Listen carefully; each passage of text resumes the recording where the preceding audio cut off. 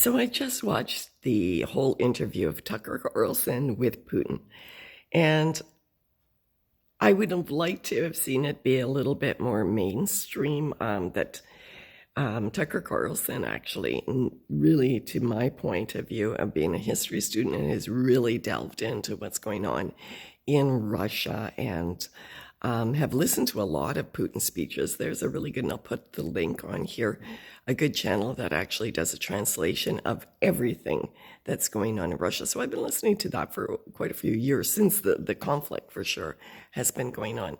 So what Putin, in the history that he was bringing out, it's too bad, because really everybody needs to know how long this history is and what's really going on there. Although I did not agree with him a lot about the Germans.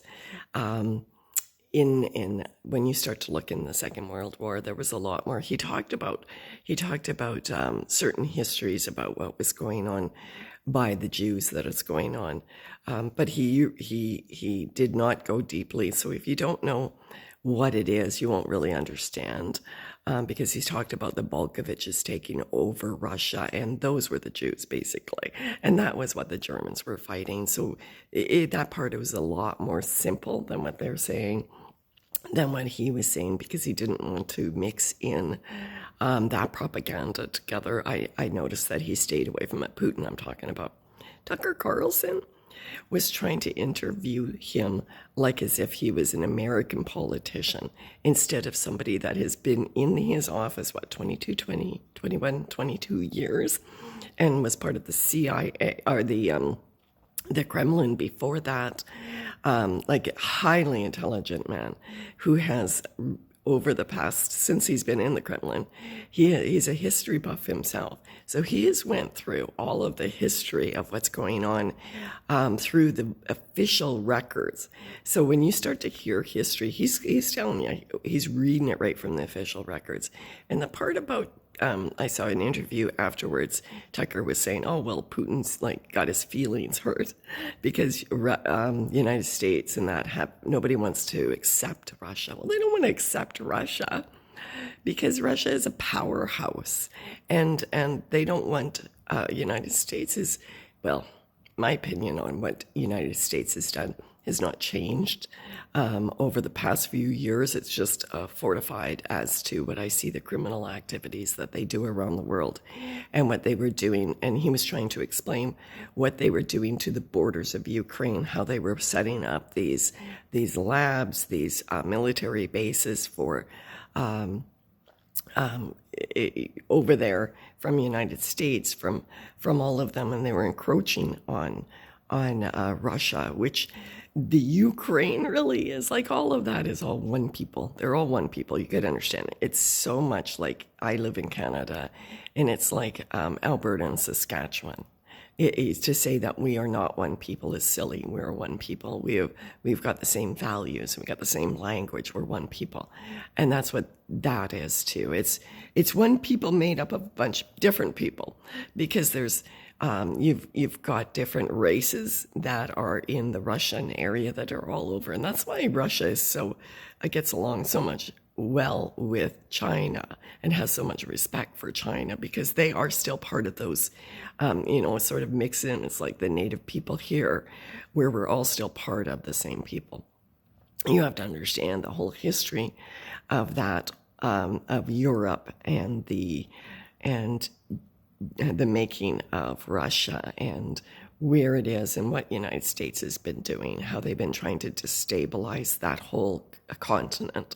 And they've been warring, and what he was saying about not agreeing. This isn't just from Putin. This is what we've seen from, we know this is true. We can see, for goodness sake, the United States president is a buffoon. And Canada's prime minister is a buffoon. All of them are jokes. They're not men that want to lead our countries. They're men that want to destroy our countries. And they are doing the same thing, and they're destroying those countries. It's very sad when we are living in the countries right now that are doing, Canada has not been part of that up until this point. but now we are getting involved in this. But United States has been taken over for a very long time, and it was taken over about 1902.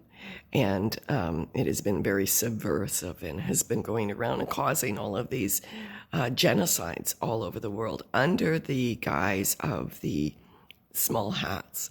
And you have to look into that too. Although Russia, Putin wanted to stay away from that, but he did talk about it, like by saying how they had taken over and they had caused the war that was setting up for the First, Second World War. So once you get to know what the real history is, and this, like really, because he was talking about Nazism, and you have to actually look into what actually is being promoted by the Ukrainian president.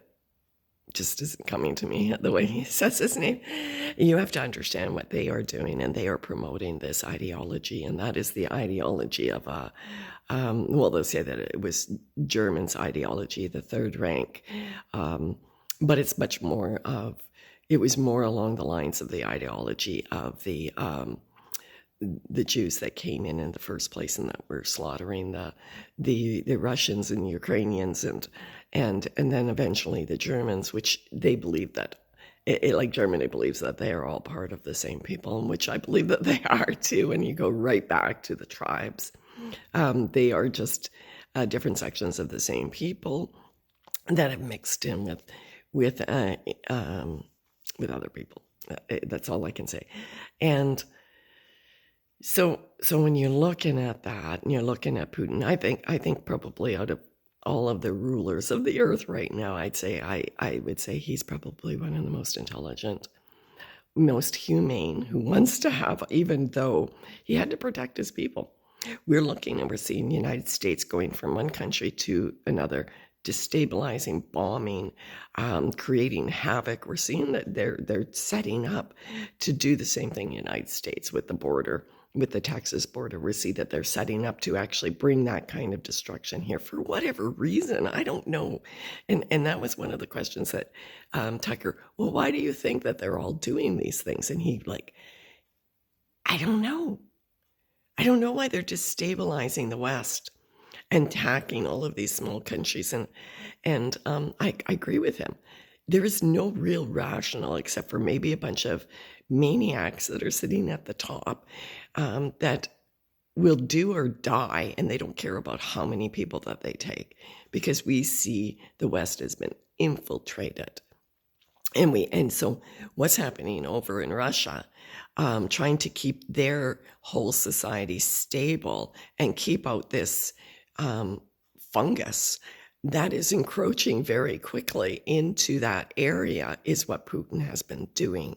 And that I wish I could have sat in on that conversation with Tucker Carlson, because I would have had so many questions for Putin, and that conversation would have went on for 10 hours, if not more, and we both would have left because we were exhausted but fully fulfilled in understanding each other's culture. Tucker did a disservice because he wanted to be an American journalist with a historian who's been a ruler for 22 years. He was out of his league, out of his intelligence. And quite frankly, the interview that he gave afterwards was so insulting and completely misreading, and just really makes me think, is Tucker Carlson, who is he? And is he as intelligent as we think he is? Because that interview was terrible on his part.